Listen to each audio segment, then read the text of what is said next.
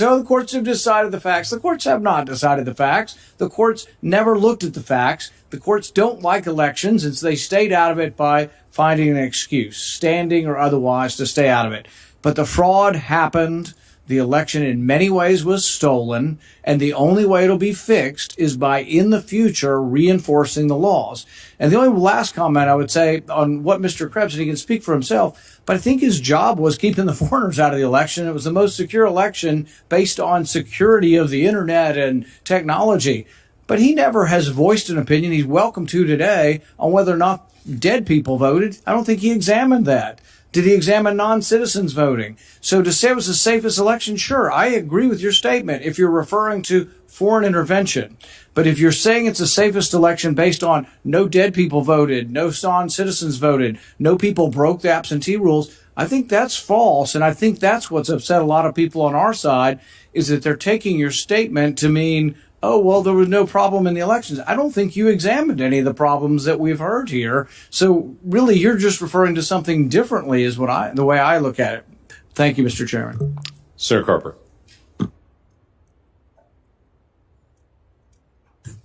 Thanks, Mr. Chairman. To our witnesses, those that are here, and those that are afar, we welcome you. I just want to say to Chris Krebs, on behalf of many of us on both sides of the aisle, thank you for your leadership, for a job well done. Thank you for your courage to speak truth to power.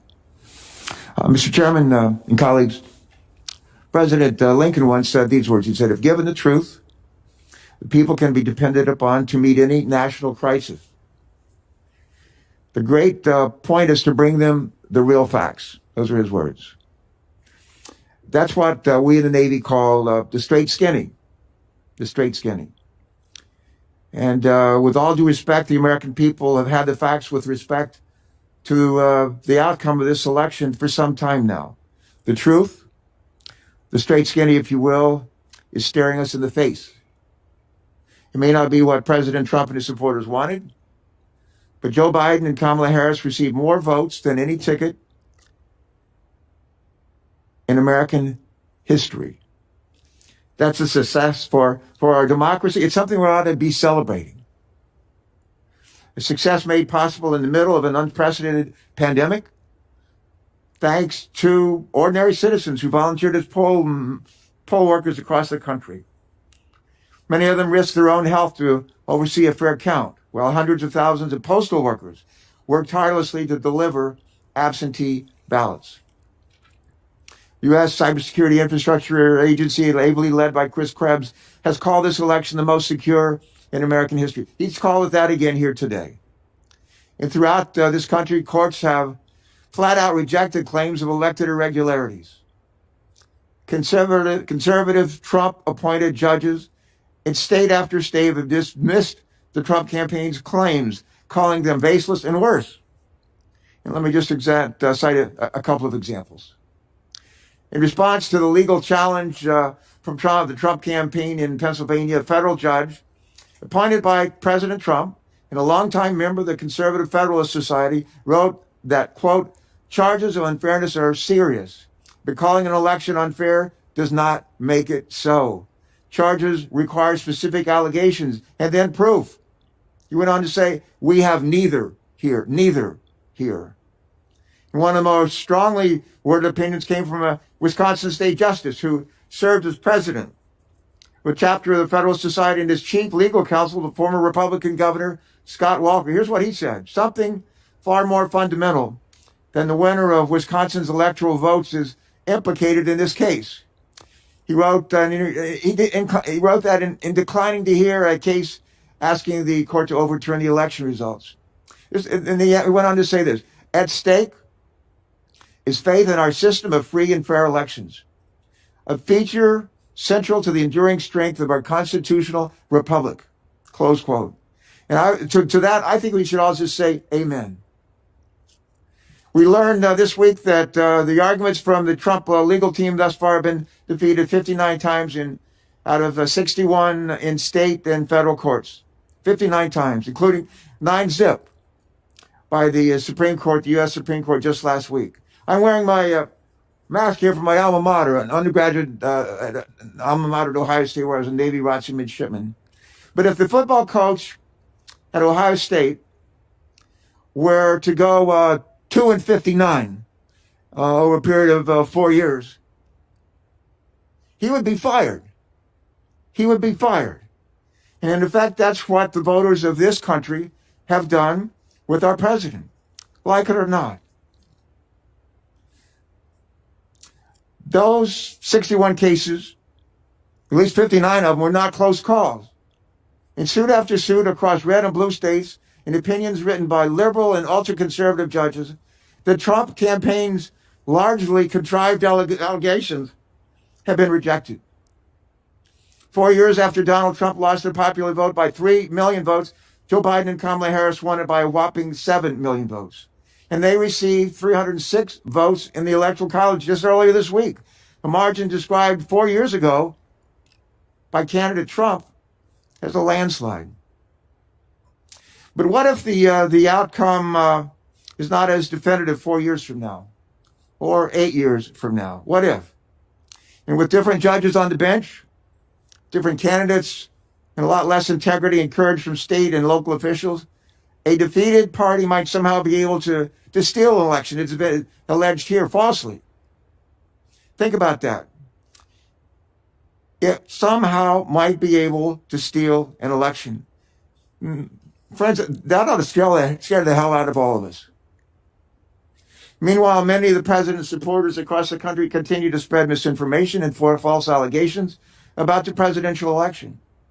The truth of the matter is, in a lot of states, many of the voters who voted for Joe Biden for president turned around on their ballots and they voted on down ballot races. To our chagrin as Democrats, they voted Republicans. They voted for Republican in congressional races, in state legislative races, and more. You know what we call that in Delaware? We call it ticket splitting. It's as old as our democracy. It's not a conspiracy. It's plain and simple ticket splitting. We've done it before, and we're going to do it again. Let me go on to say that what we say in this committee and in this body matters.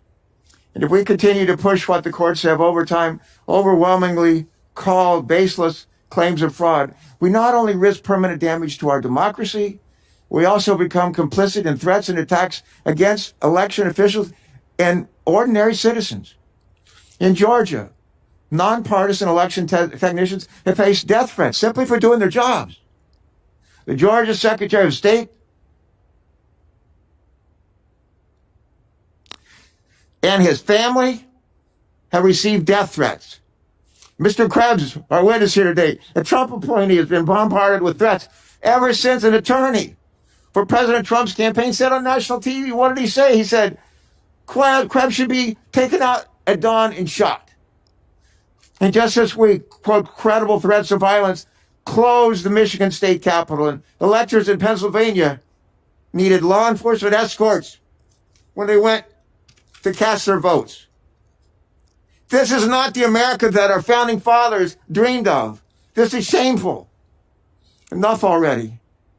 We have work to do to get America back on track, starting right here in this Congress, in this House. All of us, Democrats and Republicans here in this body, need to do our jobs. And that's just the beginning. There are over 250 million Americans who need to be vaccinated. There are millions of businesses that need a helping hand. Tens of millions of students who need to be back in school getting an education. Hundreds of thousands of hospital and nursing workers who just need a break. But it's going to be hard to move forward as a country with dispatch or as a Congress until we accept the clear results of this election and turn the page. In 1787, colleagues, delegates from 13 colonies convened in Philadelphia to debate the future of our country. You know, they disagreed on a lot of things, but they all agreed on this. They didn't want a king.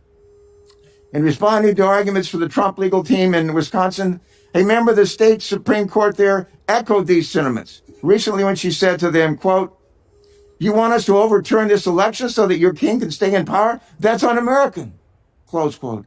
And you know what? She was right. It is un-American. So, Mr. Chairman and colleagues, our chairman is not sitting here, he's out voting, but when Chairman Johnson, when he became the leader of this committee in 2015, he pledged to run this committee, and I quote, with a spirit of bipartisan teamwork, respect, integrity, and professionalism.